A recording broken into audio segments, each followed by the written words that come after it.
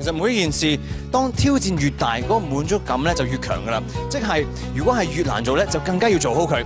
咁相信建造業嘅朋友咧，對於佢工作咧都係越難越愛嘅。好啦，咁跟住落嚟咧，我哋亦都有請咧超級巨星4嘅歌手啦，何家詠為我哋咧演繹啊由越難越愛改編嘅歌曲啦，就係叫《工匠》㗎。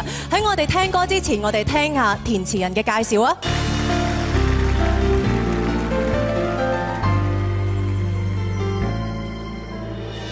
看戰後這處照片，望落像廢墟的印象。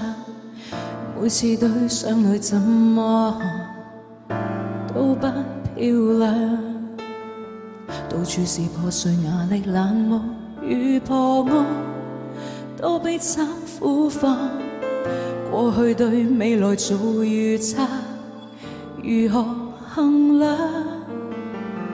再細看這地燈飾璀璨，路上亦都感到熱燙。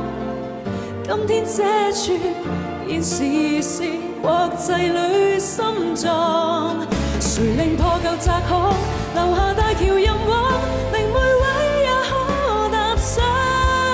街燈街道如一磚一瓦，造城市靠每個工匠。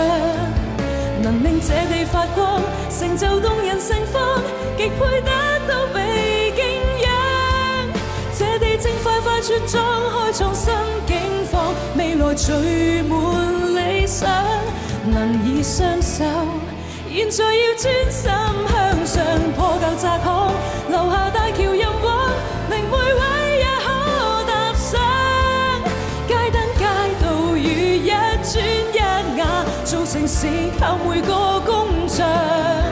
能令這地發光，成就動人盛況，令每一處亦好看。這地正快快茁壯，開創新境況，未來聚滿理想。同建香港，以雙手建曙光。